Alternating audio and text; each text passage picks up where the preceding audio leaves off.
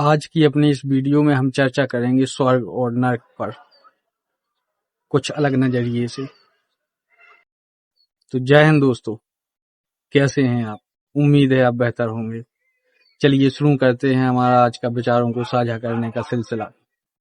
अगर मैं आपसे पूछूं कि स्वर्ग कहाँ है, तो आपका सीधा उत्तर होगा ऊपर।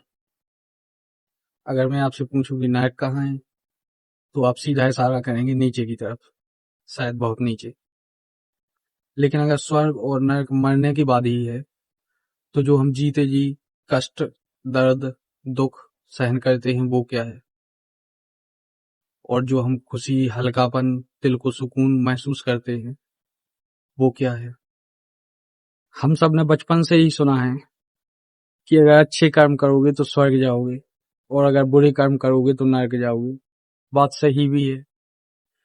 लेकिन जो हम जीते जी दुख या कष्ट महसूस करते हैं या खुशी महसूस करते हैं, जीवन को खुल के जीते हैं, आनंद के साथ जीते हैं, वो क्या है? एक व्यक्ति है राहुल। उसने जल्दी कामयाब होने के लिए, ज्यादा कामयाब होने के लिए लोगों को धोखा भी दिया, रिश्तों को भी छोड़ा और दूसरों के कंधों पर पैर रखकर वो आगे बढ़ा। आज उसके पास सब कुछ है, पर्याप्त पैसा है, बंगले हैं, गाड़ियां हैं, लेकिन रात को नींद नहीं है। बिस्तर पर लेटने के कई घंटों तक उसे नींद नहीं आती। फोन हमेशा साइलेंट रहता है क्योंकि कोई बात करने वाला ही नहीं है। रिश्तेदारों ने बुरा दूरी बना ली है और एक बेचैनी में जी रहा है, डर के साथ जी रहा है कि कहीं सब कुछ छिन ना जाए। आप इसे क्या कहेंगे?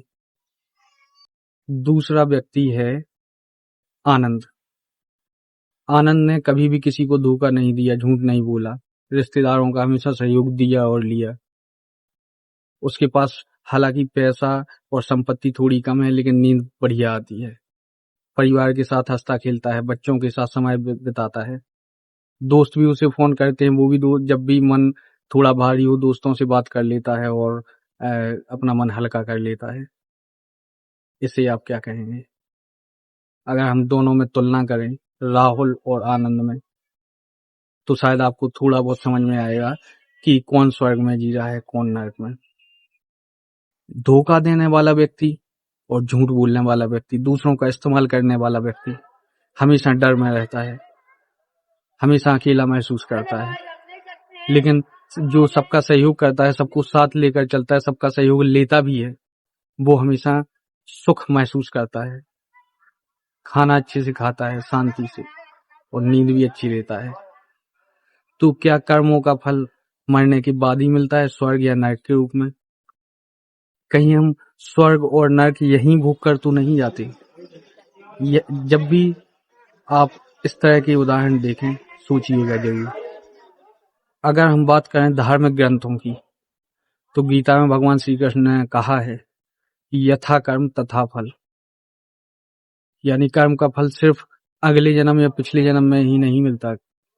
जैसे ही आपके कर्म बदलते हैं, आपकी चेतना भी बदल जाती है, और जैसे ही चेतना बदलती है, सीधा फर्क तुरंत इसी जीवन में इंसान के जीवन पर फर्क पड़ता है। बौद्ध धर्म के हिसाब से भी गौतम बुद्ध ने कहा है कि मन ही सब कुछ है। अगर आपका मन प्रसन्न है तो झोपड़ी में भी आप महलों का आनंद ले सकते हैं। अगर मन प्रसन्न नहीं है तो महलों में भी हो सके आपको नींद ना आए। उनके अनुसार स्वर्ग और नरक कोई जगह नहीं है, एक अवस्था है, मानसिक अवस्था है। आपकी मानसिक अवस्था ही निर्भर करती है कि आप स्वर्ग में जी रहे हैं या नरक में। इस्लाम में भी कहा जाता है कि अल्लाह इंसान की नीयत और कर्म देखता है।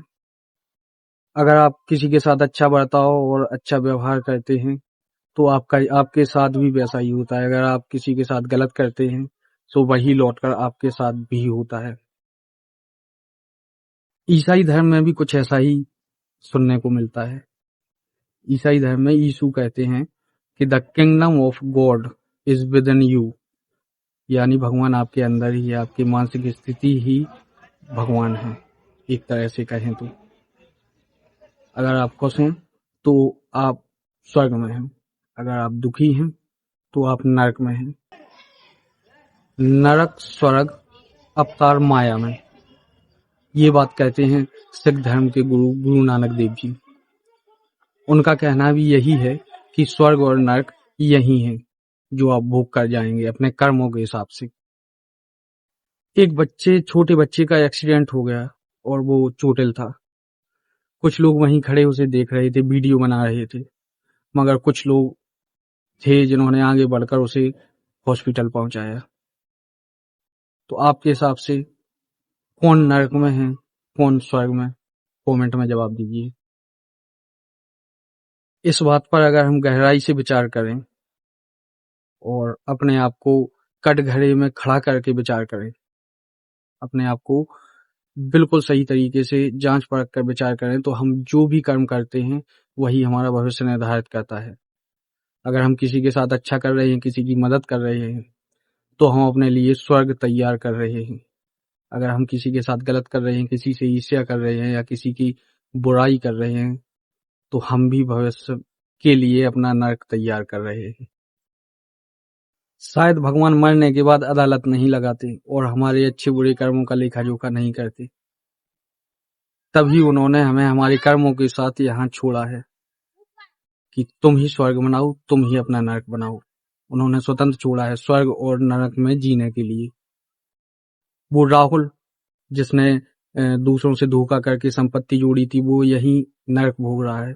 और वो आनंद जिसने कम पैसे कमाकर भी लोगों में प्रेम बांटा, खुशियां बांटी और आपसी संबंध अच्छे रखे, वो स्वर्ग जी रहा है।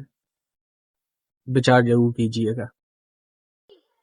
हमें कोशिश करना चाहिए कि हम हमेशा अच्छे इंसान बने, लोगों की मदद करें, जितना हो सके दूसरों के बारे में अच्छा सोचें, अच्छा बोलें, अच्छी सलाह दें, क्योंकि हमारे कर्म ही हमारे लिए स्वर्ग और नरक तैयार करते हैं। तो दोस्तों, ये था हमारा आज का छोटा सा विचार स्वर्ग और नरक के बारे में। आपका इस विषय पर जो भी विचार हो, जो भी मत हो, कमेंट में जरूर बताइएगा। अगर आपको हमारी ये विचारों की श्रृंखला अच्छी लग रही है, पसंद आ रही है, तो इस वीडियो को लाइक कीजिए, चैनल को सब्सक्राइब कीजिए और ज़्यादा से ज़्यादा उन दोस्तों के साथ शेयर कीजिए जिन्हें सोचना और विचार करना पसंद है। जय हिंद दोस्तों।